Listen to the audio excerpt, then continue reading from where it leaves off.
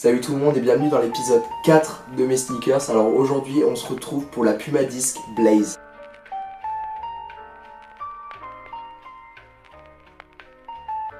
Avant de vous parler de la paire en elle-même, je vais vous parler de la semelle qui est la semelle trinomique. La technologie de la trinomique Puma prend ses premières formes dans l'arène de course en 89. Donc le système dispose de cellules hexagonales à l'intérieur de la semelle, justement pour avoir un maximum de flexibilité ainsi qu'un maximum de stabilité et en plus de ça un rembourrage optimal. Mais c'est seulement en 1991 que la Puma Disc Blaze sort. La disque est la première chaussure de sport sans lacet mais avec un système de lacet interne, avec un système justement de disque pour resserrer les lacets et justement avoir un serrage optimal au niveau de la partie supérieure du pied. Alors voilà la Puma Disc Blaze All White. Alors celle-ci c'est la All White parce que en fait il y a eu deux modèles de white. Il y a eu la white avec le petit disque noir. Alors celle-ci elle est toute blanche. Alors moi c'est une chaussure que j'apprécie beaucoup justement parce que elle a justement un très bon maintien du pied grâce à ce disque qui fait comme des lacets en fait en quelque sorte. Alors moi je trouve vraiment que c'est une paire très agréable au pied. Mais le truc que je trouve rigolo avec cette paire, c'est que je trouve qu'elle ressemble énormément avec ces espèces d'empiècements en plastique.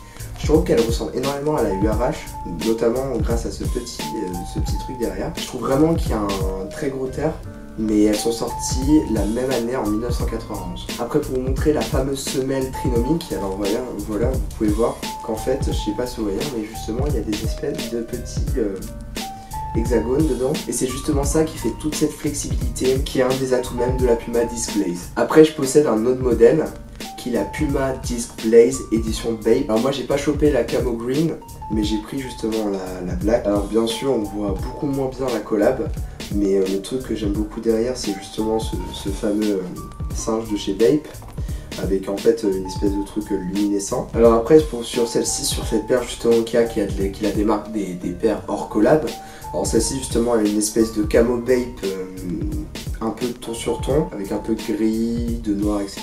Et du coup moi c'est une paire aussi que j'apprécie beaucoup parce que contrairement à la All White que je trouve être un peu plus compliquée à mettre vu qu'elle est toute blanche, je trouve que celle-ci elle passe vraiment partout. Donc quasiment toute tenue, vu qu'elle est toute noire quasiment, elle passe vraiment très bien et aussi c'est une paire franchement que j'aime beaucoup. Alors pour la taille, alors pour ce qui est de la All White, alors moi normalement je fais du 12 US c'est-à-dire du 46, mais celle-ci c'est du 45 et pourtant elle me va, mais en revanche ma Bape c'est du 12.